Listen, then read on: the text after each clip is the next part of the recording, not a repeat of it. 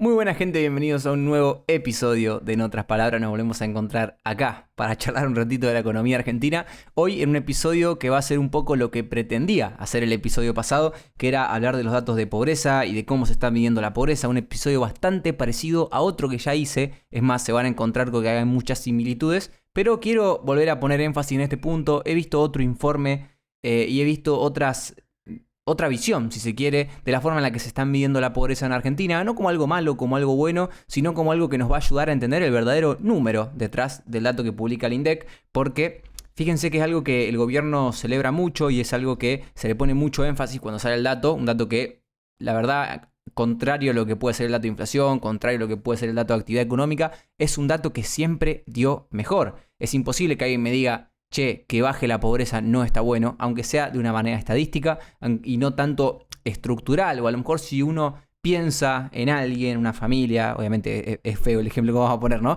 Pero si ustedes piensan en alguien concreto que ustedes conozcan, que dicen: che, sí, está en una situación de pobreza, esa persona a lo largo de estos últimos 2, 3, 5 años, seguramente su situación tanto no cambió como para decir: che, salió de la pobreza. ¿Cómo puede ser que del 50% que hemos tenido en el primer semestre de 2024, hoy en día solamente estemos en 28%, que fue lo que dio el dato del INDEC? Puede ser que tanta gente salió de la pobreza si yo no me imagino ni tengo a nadie a mi alcance que haya salido de esa situación tan desfavorable que puede tener un ser humano o una familia. Por ende, se contradice un poco lo estadístico con lo que uno a lo mejor siente en la calle, pero vamos a tratar de entender cómo se arma este dato, cómo funciona, en qué se basa y qué es lo que ha mejorado a la hora de captar ingresos y lo que queda por mejorar a la hora de captar ingresos por parte de la familia y de todas las personas de la Argentina para determinar si son pobres o no.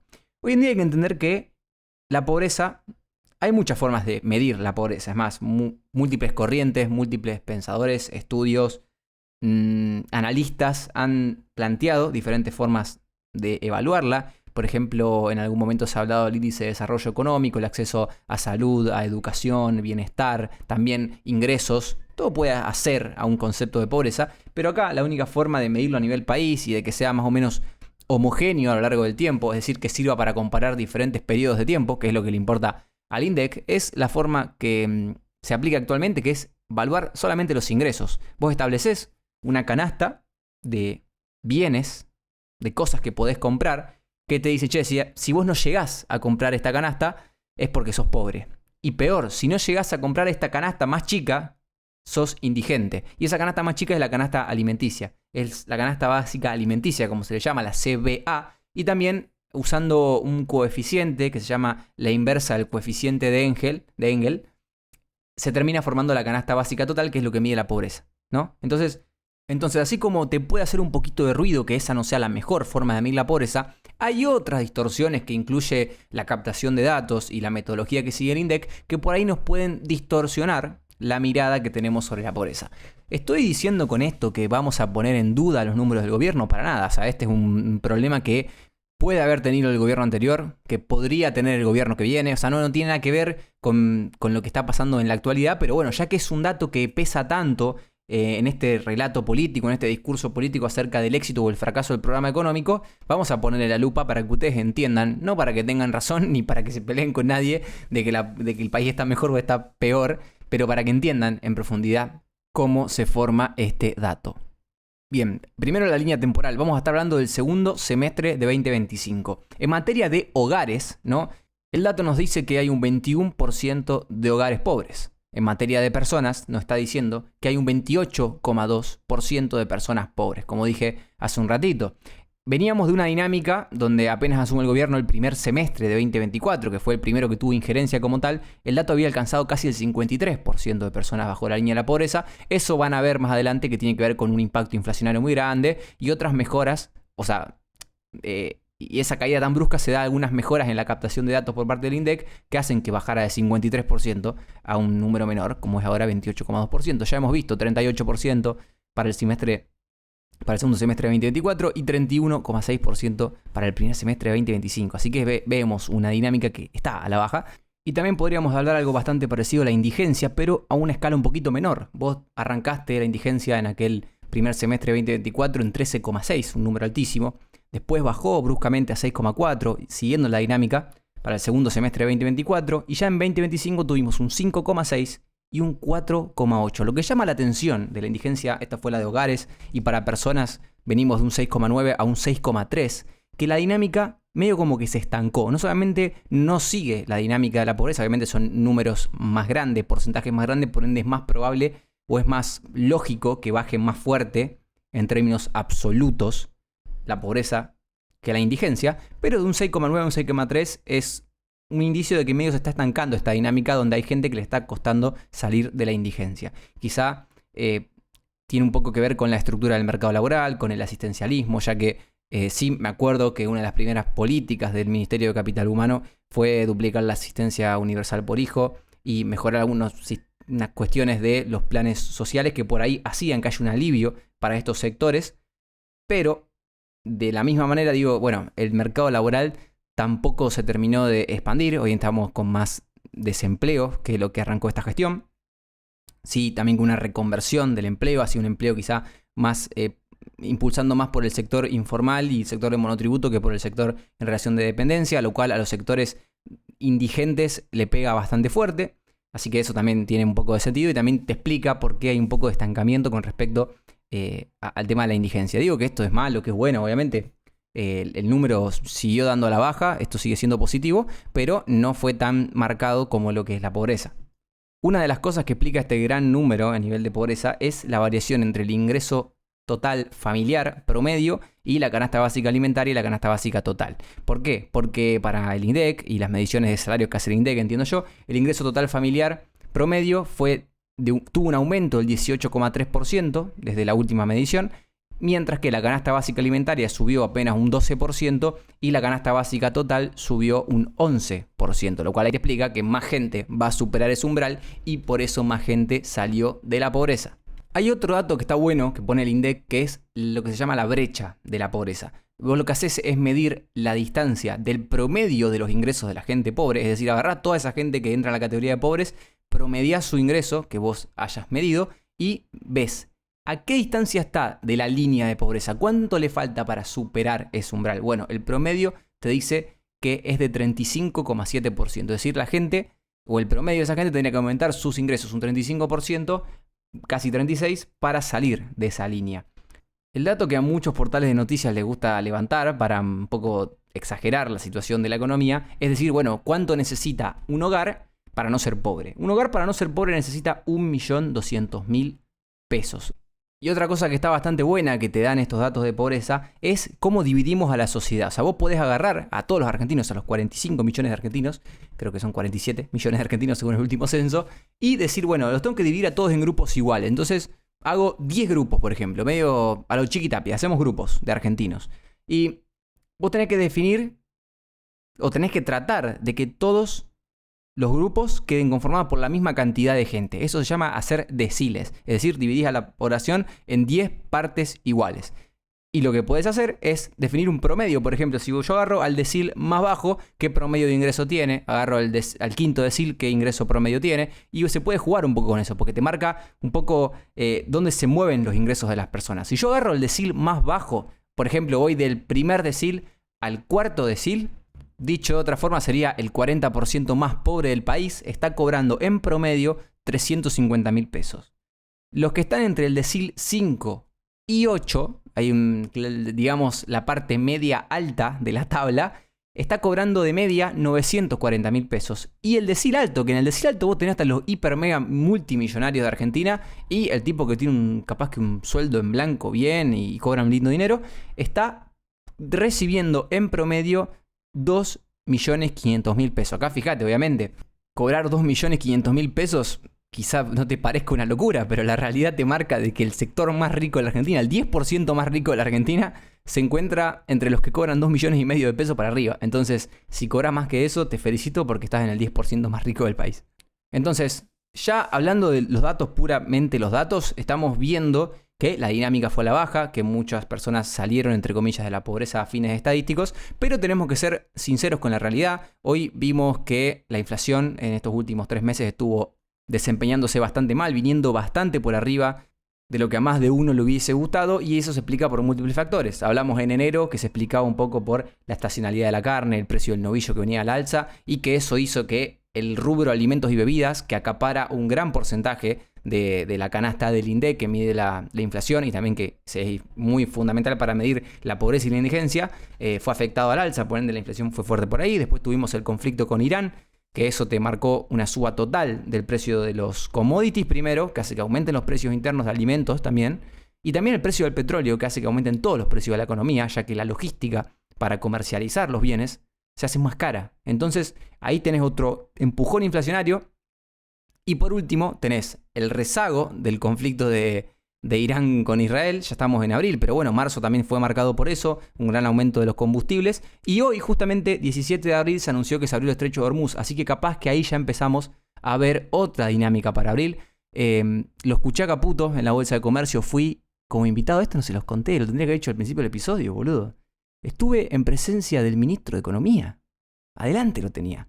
Yo le quiero mandar un saludo acá. Voy a cortar todo lo que estaba diciendo para mandar un saludo a mi amigo Conrado, que me consiguió una entrada en tercera fila, para la presentación del libro de Salvador Di Stéfano. Cambia la música, ahora hay que cambiar el paso. Y estaba invitado Caputo. Y Caputo dijo primero dijo, adelantó el dato, ¿no? Que la inflación iba a estar por arriba del 3%. No dijo que iba a estar en el 3,4 como terminó dando, un número bastante malo, pero dijo que iba a estar arriba del 3%. También dijo que se venían los mejores 18 meses para Argentina. Ahí habría que ver qué tanto de oportunismo tiene esa pregunta, esa respuesta, mejor dicho. Pero en el fondo lo escuché decir también que la inflación, que ellos apostaban a que este conflicto con Irán e Israel sea transitorio. También apostaban a que la inflación iba a empezar a bajar a partir de abril, que tiene sentido porque todas estas cuestiones también tampoco acompañan en la dinámica de la inflación. Enero, febrero, marzo, la estacionalidad de marzo. Marzo es un mes muy estacional también, por ende, me costaba pensar que la inflación iba a dar menos que 2,9, que fue lo que dio en febrero, así que me esperaba un marzo malo, pero Caputo anticipó, o por lo menos él lanzó la frase, ¿no? De que abril iba a venir bien en términos de inflación, y bueno, que la cosa se iba a acomodar un poco, y que hoy se haya abierto el estrecho de Hormuz acompaña bastante a la dinámica de la inflación. ¿Pero por qué digo esto? Porque ahora, en base a la inflación, es decir, el aumento de los precios de la economía, lo que vamos a tener que repensar es, los ingresos de la gente en una actividad económica que medio que está estancada o que está traccionando por sectores que no generan demasiados aumentos de sueldo ni mayor acaparación de empleo por parte de los ciudadanos argentinos. Una inflación alta en el primer trimestre del año y un ingreso que todavía no se compuso, ¿va a hacer que la pobreza dé menos? Me cuesta mucho pensar que va a ser así. Me cuesta mucho pensar que vamos a tener un semestre positivo en materia de pobreza, principalmente porque los drivers no son los mejores. Ojo, no descarto que para la próxima parte del año, es decir, para la próxima parte del semestre, mejor dicho, que es abril, mayo y junio, la cosa repunte y por ahí en ese mal principio de año, compensado con esta segunda mejor parte del semestre, la cosa se empareja y la pobreza o mínimo se estanca, o no baja tanto, o sube poquito, pero no tengo un horizonte demasiado positivo con respecto al dato de pobreza, ya que la mejora que se venía viendo era por una inflación a la baja, o como mínimo constante, y salarios que en el sector informal se estaban recuperando. El desempleo se mantenía más o menos constante, los salarios recuperaron ese mal 2024 que habíamos tenido, y ahora mal que mal la cosa estaba estancada, y como la inflación dentro de todo seguía bajando o seguía a niveles bastante bajos, el dato de pobreza acompañaba. Hoy por hoy, si me la tuviera que jugar, diría que el dato de pobreza no va a venir otra vez a la baja, pero bueno, ¿quién dice que en esta segunda parte del semestre la cosa mejora? Así que no quiero tampoco ser tan extremista ni tan malo con el dato, pero ojalá mejore. La primera parte me dice que no va a ser bueno, quedo expectante de la segunda parte. Bueno, y ahora quiero que se olviden por un rato de la temática pobreza, INDEC y mediciones para hablar del dato de inflación. ¿Por qué? Porque si yo arranco a hablar de la pobreza, me va a quedar colgado el dato de inflación y me voy a olvidar. Así que lo que quiero es que analicemos qué pasó con el aumento de los precios de los bienes y servicios que tenemos en nuestra economía argentina, para luego después abocarnos otra vez al tema de la pobreza, que va todo de la mano. En realidad uno cuando habla de inflación indirectamente está hablando de pobreza, porque la pobreza se mide a través del ingreso y de la comparación del ingreso con una canasta de bienes. Y si esos bienes aumentan de precio, la pobreza va a dar mal. Así que volvamos un ratito al tema de inflación, porque salió el dato del mes de marzo. Un mes de marzo que ya se preveía bastante malo. Como dije antes, marzo es un mes estacionalmente malo con respecto a la inflación. ¿Por qué? Porque se hacen muchos ajustes por ahí de servicios, más teniendo en cuenta que se hicieron bastante en febrero. Y también está el tema de la escolaridad, la educación, donde todas las escuelas posiblemente actualicen sus cuotas, donde por demanda, un estilo de consumo que tenemos todos, que arrancan las clases, hay que empezar a demandar ciertos bienes en particular que tienen, que se enaltecen en esta época del año, hace que también se presionen los precios al alza, y todas estas cuestiones que por ahí empujan y traccionan la inflación bastante. Y esto es zaraza, esto es una especulación mía, no, para nada. Yo agarro el dato del INDEC que dio 3,4% y miro las categorías en las que la inflación se mide, ¿no? Y vos tenés que la gran mayoría oscila entre el 4,1%, que fue transporte, que dio lo máximo, básicamente, de esto que estoy comparando, y tenemos un 1,3% en equipamientos y mantenimiento del hogar.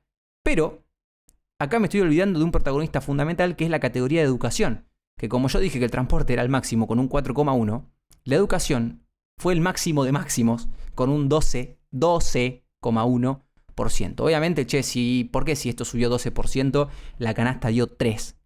Porque vos no te gastás todo tu dinero en educación. Entonces, es así funcionan las mediciones estadísticas. Pero lo malo es que la educación dio muy alto y empujó para arriba el índice general. La realidad es, como dije recién, el resto de categorías se mantuvieron bastante cerca de ese 3,4%, pero quien te disparó el dato para arriba fue la educación. Y bueno, que también transporte sea la segunda categoría más alta con un 4,1%, sí, un poco te está diciendo que el cierre del estrecho de Hormuz no fue gratis y que el petróleo y la nafta, todo esto que viene subiendo, en algún lado lo terminamos pagando. A nivel de categorías, los precios regulados, es decir, los precios que están sujetos a regulación estatal, tuvieron el mayor incremento por ajustes en las tarifas de servicios públicos, transporte y educación. O sea, se ajustaron muchas tarifas y por ende estos precios que son regulados por el Estado fueron para arriba. Seguidos por la inflación núcleo, que ahí estás sacando de la ecuación a los regulados y a los estacionales, da una inflación núcleo del 3,2%, mostrando una variación levemente menor al índice general, que fue 3,4%, y los productos estacionales apenas subieron un 1%. Igual lo curioso de todo esto es que la inflación interanual, porque claro, vos comparás mes contra mes, vimos el 2,9 en febrero, 3,4 ahora, pero en marzo del año pasado, que también es el mismo marzo estacional de toda la vida, tuvimos una inflación del 3,7%. Por ende, si vos te querés agarrar de un buen dato para pelearte ahí con tus amigos, el marzo actual, comparado con el marzo pasado, fue positivo. La variación interanual dio negativa, por ende interanualmente la inflación siguió bajando. Esto no digo que sea para festejar, pero si te querés agarrar de algo, ahí tenés algo para agarrarte. Que la interanual por lo menos dio para abajo. Bueno, y acá también se empiezan a poner en duda ciertos conceptos, ¿no? Más de uno podría estar pensando, che, ¿por qué la inflación sube si supuestamente la emisión se frenó? ¿Por qué la inflación sube si el dólar está planchado? Y principalmente yo creo que esta inflación corresponde más a un fenómeno externo, un shock externo, que te hace saltar los precios. No es lo mismo, le explicaba a un amigo el otro día, que un precio suba de 4 a 5, subiendo un 20%, que los precios suban un 20%. No es lo mismo. Porque a veces algo por una cuestión de costos, un bien, no sé, sube la nafta, entonces transportar un bien es mucho más caro y hace que suba el precio de ese bien de 4 a 5, hace que el bien ahora pasa a valer 5 y no se va a mover de 5. Es la realidad. Si la nafta, el combustible o la logística no aumenta, ese bien se va a quedar ahí. A menos que haya una política empresarial que te los quieren remarcar más alto, pero no tendría por qué moverse de 4 a 5. Y queda ahí. Si la inflación sube, ese bien no solamente sube de 4 a 5, sino que después de 5 a 6, y de 6 a 7, y de 7 a 8. ¿Qué quiero decir con esto? Que esta inflación, si bien la emisión monetaria está más o menos emparejada, está a niveles controlados en los agregados monetarios de la economía, no se está expandiendo demasiado la base monetaria porque todo lo que están emitiendo por comprar dólares lo están absorbiendo con las licitaciones del Tesoro, que ayer hubo una y absorbieron prácticamente todo lo que han emitido con la compra de dólares, lo cual hace que, bueno, en materia de inflación por lo menos esto no sea el mayor de los problemas. Te marca la cancha de que lo que está pasando es un salto nominal de precios. Las cosas se están volviendo más caras estructuralmente, si se le quiere decir de alguna forma, no lo quiero decir demasiado complicado, pero no es tanto que el dinero pierde valor adquisitivo porque estamos inundando la plaza de pesos, porque la inundamos pero después la secamos, hacemos todo en el mismo proceso, sino que es una cuestión de que los bienes se están volviendo más caros porque hacerlos cuesta más. Ya es una cuestión propia de la cadena de valor del bien y no tanto de otros factores, como puede ser la emisión monetaria. A ver, esto es igual de malo, no digo que no, y a fines de medir la inflación es igual de malo. El dato va a dar para arriba, pero bueno, si tuviste en enero el tema de la suba del novillo, ya el novillo de donde sale la carne sale más caro. Y no es una cuestión de abundancia de pesos. Que obviamente puede haber algún componente de eso, sí, lo puede haber, pero en un gobierno que la emisión monetaria la tiene bastante controlada, los fundamentos para pensar en que la inflación va a seguir subiendo no sobran realmente. Sí, por ahí molesta, entorpece la dinámica de la economía. Es más, esto para mí le pone un freno a lo que tendría que haber sido este año de empezar a tratar de reactivar la pata económica con un mayor alivio fiscal, con una política de créditos más activa, bajando más los encajes. Por ahí esta inflación hace que no podés flexibilizar la parte monetaria porque hay una inflación, un shock externo a nivel mundial. Lo cual, bueno, no sé, en el fondo lo entiendo, no me gusta del todo porque ya creo que va siendo hora de que empecemos a intentar arrancar este barco, más que en vez de evitar que se hunda tendremos que ya empezar a tratar de que arranque y de que funcione y que lleve gente. Esto que le llamamos economía, ¿no? Y creo que se está demorando justamente eso, que la gente va a perder paciencia y yo no creo, me cuesta pensar que este equipo económico no esté pensando en eso. Vos tenés a un presidente que más allá de las cuestiones coyunturales políticas y de armado político y de conveniencia política y de oportunismo político que pueda haber, sabe en el fondo lo que hay que hacer para que una economía crezca. A mí no me parece una cuestión de intelectualidad, de no saber lo que hay que hacer o de no tener un plan claro. Para mí el plan está claro y hay cuestiones ajenas que no permiten que se ejecute. Entonces la discusión de fondo que a mí me gustaría que tengan ustedes es la cuestión del tiempo. Para mí ya va siendo hora de que arranque esta economía, porque si se está disipando el conflicto con Irán, si se está normalizando el tema de las tasas de interés, obviamente si se disipa el conflicto, muchos factores internacionales van a jugar a favor de Argentina. Tenés la cosecha. Podés empezar a pensar en bajar un poco los encajes, que ya ayer hubo un paso hacia adelante en esa medida, pero un poco más laxo. Tratar de reactivar el crédito, tratar de empezar a sacar impuestos internos, sea a través de, por ejemplo, lo que es el RIMI, algo parecido al RIMI, un régimen especial o más a nivel estructural, tratando de pasar algo por el Congreso de que te permite un alivio para toda la economía, para desregular ciertos sectores y para empezar a discutir en serio los temas que preocupan. Así que yo confío y creo realmente que el gobierno ya tiene un poco la hoja de ruta marcada, teniendo en cuenta que se está disipando el shock externo y se va a empezar a aplicar. Ya urge que se aplique y ya creo que por lo menos hay que aprovechar el envión que te va a dar la cosecha hasta junio y a partir de ahí acumular todos los dólares que se hayan podido acumular, acomodarse con los vencimientos, refinanciarse si las tasas de interés empiezan a jugar a favor para Argentina y darle para adelante con eso porque después entra en año electoral y ahí ya no te perdonan más nada. Tenés que tener toda la tarea hecha, todo acomodado, todo el esfuerzo realizado, todo el ajuste hecho y ahí empezá a alargar un poquito. Recortamos impuestos, las universidades, dale lo que te pidan, por lo menos para que los mercados confíen en que Milei va a reelegir el año siguiente. No porque yo quiera que reelija o si quiera, no importa, sino porque necesitamos mandar un mensaje de confianza. No va a estar bueno llegar al año que viene con una situación en la que el mercado no confía en una reelección. Porque todas las cuestiones políticas que están alrededor de la Libertad Avanza, que es el gobierno más pro mercado que puede conseguir la Argentina hoy por hoy, le pese a quien le pese, es la calidad de los políticos que tenemos, están poniendo bastante en jaque la posición y la imagen de Milei. Yo creo que el votante núcleo de Milei lo va a seguir votando, obviamente, pero el que está neutral, si le aparece una oferta mínimamente razonable, puede ver su voto altamente comprometido y ya con que te saquen un 5% de tu votante se te complica la elección. Entonces, el mercado tiene que llegar a la elección del año que viene con Milei como principal candidato a reelegir.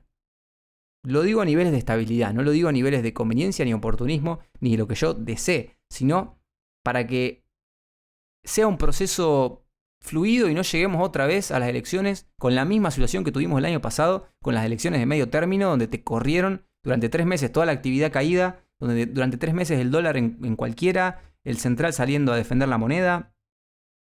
Por eso, que acumulen ahora, que refinancien todo lo que puedan si pueden refinanciar y que empiecen a poner el ojo en la economía real.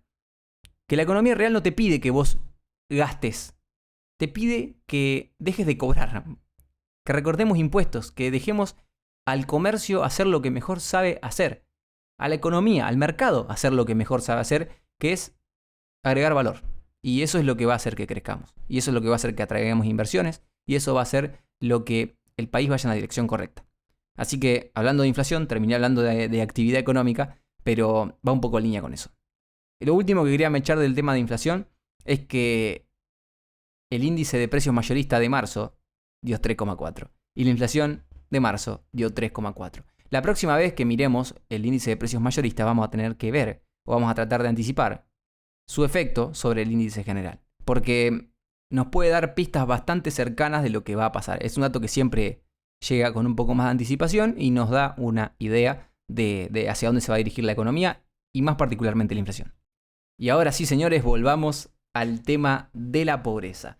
Porque ya presentado los datos, les quiero compartir un informe, un análisis, un paper del Centro de Estudios Distributivos Laborales y Sociales, o CEDLAS, de la Facultad de Ciencias Económicas de la Universidad Nacional de La Plata.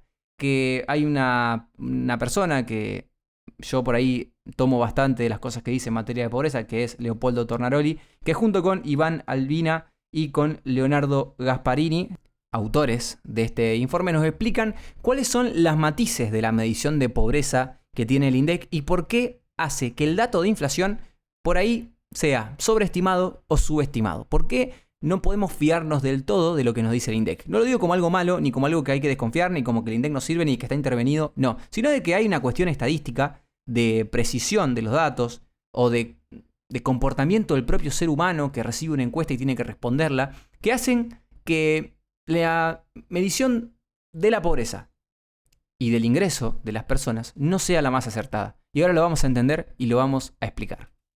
Este análisis y este informe y este estudio se basan básicamente en que hay 3 perillas o 3 hilitos de los cuales podemos tirar para corregir la medición del INDEC y de la encuesta permanente de hogares, que es la encuesta que se hace para ver el ingreso de las personas, y corregir diferentes cosas, como por ejemplo la sobreestimación de los ingresos, porque usamos canastas que no son las que corresponden temporalmente, o a veces por la subdeclaración de las personas, que a veces porque se olvidan, a veces porque no tienen la capacidad de saberlo con exactitud, o por un montón de cuestiones no reportan los ingresos reales que efectivamente tienen.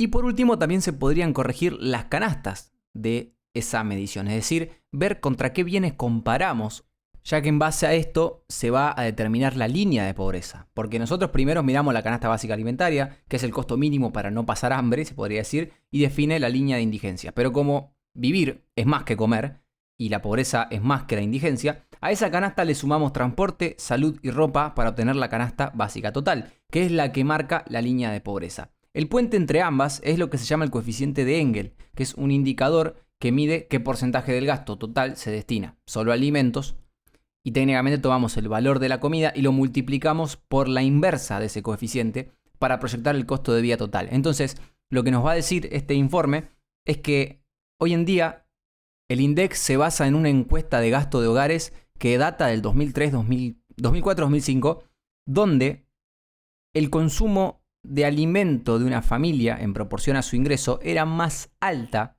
de lo que hoy en día consume. Entonces, ese coeficiente de Engel para determinar la línea de pobreza queda subestimado y va a estar más arriba, y por ende la pobreza sería un poco más alta porque la línea que comparamos está más alta. Entonces, vamos a tratar de explicar eso y de desglosar esas 3 categorías principales. Entonces, entrando ahora al primer punto, ustedes quiero que piensen la lógica de una persona que trabaja regularmente y cobra un sueldo regularmente. Es una persona que trabajó durante todo un mes y cobra un salario a principio del mes siguiente, pero que eso se basa en su trabajo del mes anterior. Entonces vos cuando cobras tu sueldo, en teoría estás cobrando el sueldo del mes anterior que has trabajado.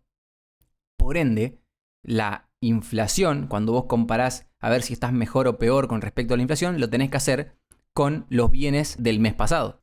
Porque el valor de tu trabajo es el del mes pasado y vos ese dinero que ganaste el mes pasado lo vas a gastar en la canasta de bienes o en tus gastos normales de este mes actual. Entonces, si a este mes le llamamos T, tu ingreso viene en T-1, viene del mes anterior. Por eso el INDEC tiene en cuenta este desfasaje y le pide a los encuestados que reporten el ingreso del mes inmediato anterior. Pero esto puede suponer un serio problema. En contextos de alta inflación, como fue 2023, principios de 2024, una persona a veces tiene que modificar sus patrones de ingresos y tiene que, por ejemplo, pedir cobrar por semana, pedir cobrar cada quincena, pedir cobrar por día, o simplemente el mecanismo de cobro es por día, más hoy por hoy que creció mucho el monotributo, que creció mucho el empleo informal. Por ende, la gente no solamente gasta lo que ganó en el mes anterior en el mes actual, sino que gasta en el mes actual lo que ganó en el mes actual. Porque vos a lo mejor cobraste una quincena o una semana o una jornada de trabajo en un día y eso ya lo tenés que estar gastando en el mes actual. Y el INDEC lo que le exige a sus encuestados es que reporten el ingreso del mes inmediato anterior. Si vos vamos a comparar si ganó o perdió tu salario con respecto a la inflación, vamos a comparar tu salario del mes de junio con la canasta de los bienes de julio para que sea comparable. Pero como dije recién, por razones de inflación, por razones de las nuevas formas de trabajar, esto queda un poco obsoleto y hay gente que gasta lo que ganó en el mismo mes. Entonces, hay que corregir ese desfasaje temporal entre las canastas. Porque si una persona te dice o te reporta lo que ganó en el mes anterior y vos lo comparás con la canasta actual, quizá esa persona, sin querer, te está dando un dato que no te sirve, porque lo que ganó en el mes inmediato anterior, lo gastó en el mes inmediato anterior, y eso hay que corregirlo. Acá en este informe hacen dos correcciones de ese desfasaje. Podemos tomar el caso más extremo, donde suponemos que todos los ingresos fueron gastados en el mes que se generaron, o hacemos un promedio, hacemos que la mitad se gastó en el mes que se generó y que la otra mitad se gastó en el mes siguiente al que se generó, como puede parecer la lógica tradicional o como puede indicar la lógica tradicional. Che, ¿y esto tiene un efecto positivo o negativo con la pobreza? En contextos de alta inflación, si una persona gasta el ingreso de un mes en el mes siguiente, la canasta de esos bienes en los que gastó va a ser mucho más alta que el mes anterior, porque hay inflación muy alta. Entonces, si empezamos a suponer que la gente gastó en el mes anterior y no en el mes siguiente, lo vamos a estar comparando con una canasta de bienes más baja. En esa comparación, el dato de pobreza queda favorecido, es decir, la pobreza tendría que dar menos, porque estamos comparando los ingresos con una canasta más baja. Los resultados muestran que este problema tuvo efectos relevantes sobre la medición de la evolución de la pobreza en el periodo 2022-2024, claramente, cuando las variaciones mensuales de inflación, tanto a la alza como a la baja, fueron más pronunciadas.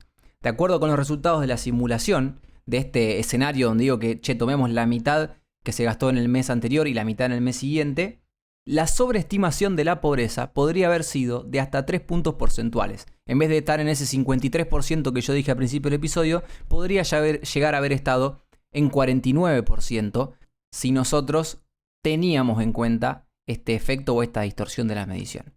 Por el contrario, hacia finales de 2024 y principios de 2025, cuando la tasa de inflación se encontraba en un periodo de clara disminución, la diferencia entre ambas mediciones se habría reducido a valores menores, a 0,7 puntos porcentuales. Te marca la cancha un poquito de que, bueno, ese gran efecto que tuvimos en aquella época donde la inflación se disparaba para arriba no hubiese sido tan fuerte y ahora mucho efecto no tendría, pero te marca un poco la cancha de que a lo mejor esa caída de la pobreza no fue tan pronunciada porque tendrías que haber partido de un punto más bajo. Ahora pensemos en otra lista que puede tener la medición de la pobreza, que es el subreporte. El hecho de que algunas personas no registren o no informen o no expongan todos los ingresos que generan. Eso puede ser por un montón de factores. Pueden ser porque no lo recuerdan correctamente. Puede ser porque la inflación distorsionó la percepción de los ingresos que tienen. Puede ser porque no pueden identificar exactamente de dónde provienen esos ingresos. O a veces las encuestas están diseñadas de una forma que no ayudan a que la persona se explaye del todo y reporte exactamente todos los ingresos que tiene. O también puede ser porque hay una desconfianza. Vos viene el INDEC y te viene a preguntar cosas de cuánto ganás y vos tenés miedo de que te empiecen a perseguir por eso a nivel fiscal, ¿no? De que te van a empezar a cobrar impuestos, vas a tener alguna pena. Bueno, cuestiones propias de una economía argentina que está bastante sumergida en la informalidad, es algo normal y por eso a veces hay un subreporte. Y es más, esto está determinado y según este informe es diferente en base a los diferentes tipos de ingresos o de trabajos que hay. Vos sabés que probablemente los asalariados informales y los monotributistas son los que menos van a reportar en comparación a lo que realmente ganan. Los asalariados formales, bueno, también subreportan bastante. Quienes reciben ingresos no laborales, es decir, asistencias por parte del Estado, en su mayoría, o pensiones, no a nivel de jubilados, sino de ese tipo de asistencialismo por parte del Estado a sectores de menores ingresos, también tienden a reportar menos de lo que ingresan. Acá más por una cuestión metodológica y de la eficacia de las preguntas que tenía el INDEC, que ya mejoró para el año 2024, pero que también un poco marcan la cancha del subreporte que había. Y quienes menos subreportan son los jubilados. Porque bueno, generalmente ahí es bastante fácil traquear lo que ganan los jubilados y es bastante fácil estimarlo con precisión, porque es un ingreso bastante lineal y bastante, bueno, sin muchas complicaciones. Bueno, ¿y cómo salta la ficha de esta dinámica? ¿Cómo te das cuenta que están efectivamente reportando menos de lo que efectivamente ingresan las personas?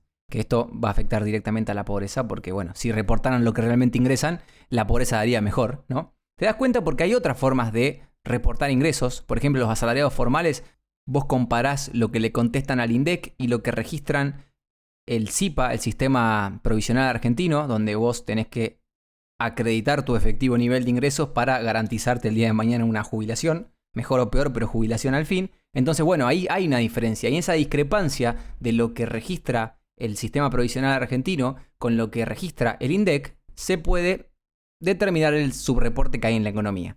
Porque una cosa depende de las retenciones al salario que hace tu empleador o que se te retienen por parte del empleado en comparación a lo que el empleado decide decir. Entonces, ahí está la diferencia. Eso fue un ejemplo y se puede hacer prácticamente lo mismo con todas las categorías. Empleados informales, jubilados, monotributistas, todos tienen su diferente forma de determinar el subreporte. Más o menos acertada, lo que se puede coincidir, lo que se puede determinar es que efectivamente existe, que todas las categorías y que, bueno, está un poco esta pelea de análisis o doctrinaria, si se quiere, de si es igual para todas las categorías o es diferente para todas las categorías. No me voy a meter ahí, lo que hacen acá es agarrar un promedio. Si vos decís, che, ¿cuánto entre 2018 y 2025-26, cuánto subreportaron las personas a nivel general? Listo, armás un promedio y le das ese promedio a toda la serie temporal.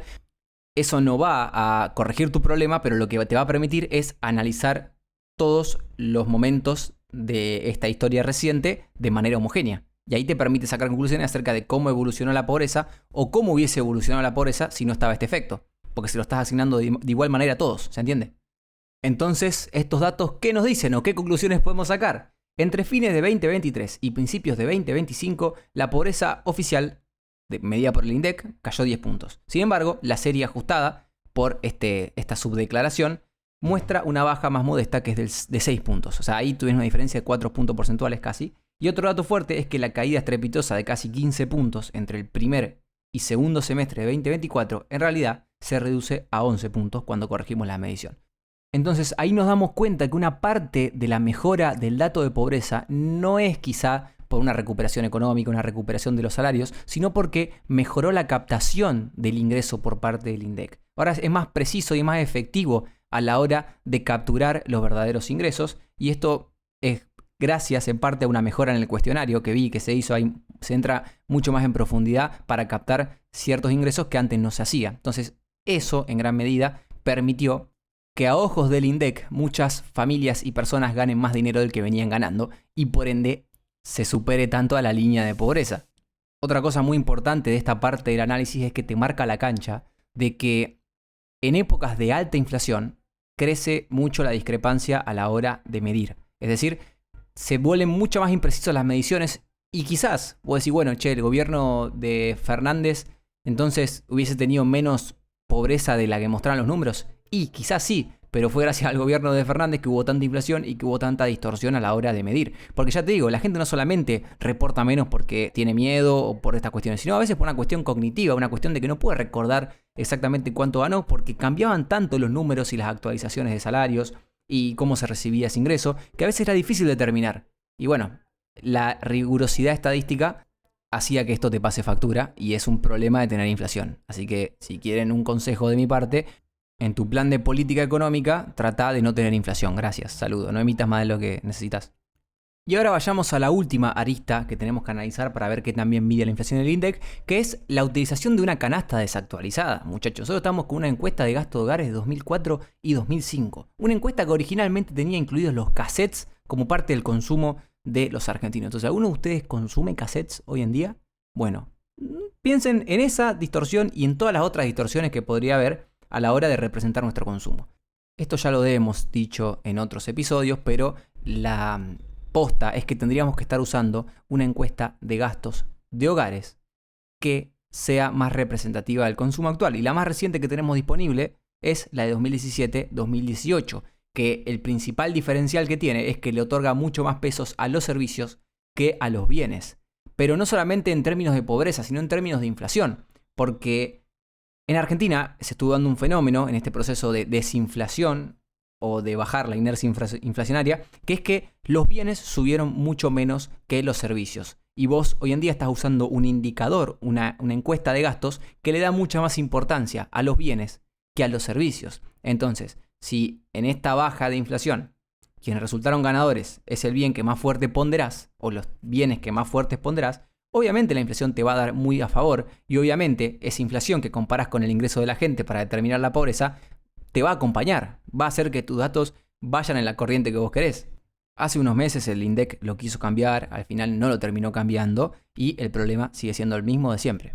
Hoy en día las cosas que más están subiendo son cosas como el transporte, servicios de agua, luz, electricidad, que ahogan bastante nuestros ingresos y que nos pasan factura, nunca mejor dicho. Y el INDEC, a causa de usar una metodología vieja, no le da la importancia necesaria o que mínimo se merece en nuestros gastos actuales. Vamos a poner un ejemplo.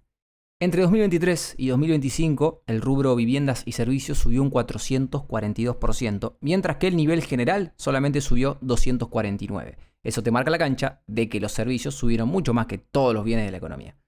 Si bien usáramos la encuesta más reciente, 2017-2018, ese rubro tendría más peso en el índice y por ende la inflación reportada sería más alta.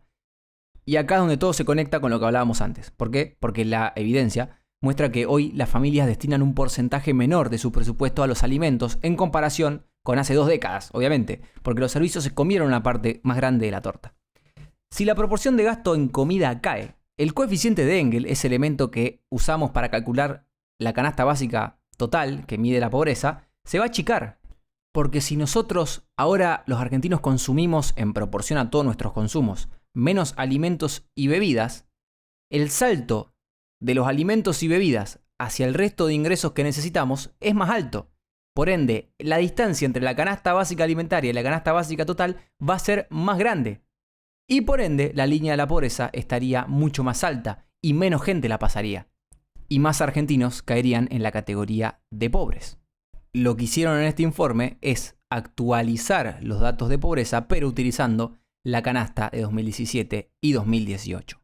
Acá, bueno, entra un poco en el detalle de cómo se determina este coeficiente de Engel y qué porcentaje nosotros usamos y qué decir de la población agarramos para tomar estos datos. Yo solamente voy a basarme o voy a apoyarme en las generalidades y no entrar tanto a los detalles, pero te dice que, según la encuesta general de hogares de 2004-2005, los argentinos gastaban el 33% de su ingreso en alimentos y bebidas no alcohólicas y que ahora, basándonos en esta nueva encuesta de 2017-2018, si agarras al decil más bajo de la población gastan el 36%, es decir, gastan más, pero si te vas a la parte media de esos deciles poblacionales, apenas gastan el 29% o, haciendo un promedio entre ambos, un 32,6% de su ingreso en alimentos. O sea, bastante menos que lo que marcaba la encuesta de gastos anteriores, y eso hace que pase esto con el coeficiente de Engel, que el coeficiente de Engel sea grande. Gracias a todo esto, todas las líneas de pobreza de toda la serie histórica del INDEC, por lo menos desde 2005, han sido subestimadas. Es decir, la pobreza tendría que haber dado más alta de lo que efectivamente estaba dando.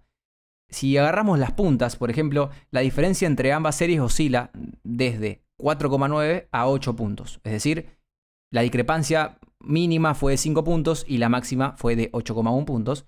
En 2020, el primer semestre de 2020, la discrepancia alcanza ese 5 puntos porcentuales, su punto mínimo, pero el punto más alto se observa, oh qué casualidad, en el primer semestre de 2025, donde básicamente ahí alcanzamos los 8 puntos porcentuales. O sea, en el máximo, en vez de estar en el 53%, tendríamos que haber estado en el 59%. Y hoy el dato no daría 28, sino más bien más cerca del 35%. O sea, la caída quizá hubiese sido igual o un poquito menos abrupta si hubiese bajado la pobreza, teniendo solamente este efecto, pero estaríamos en un nivel más alto si somos sinceros con la realidad y somos sinceros con una encuesta de gastos que es más fiel a la realidad actual.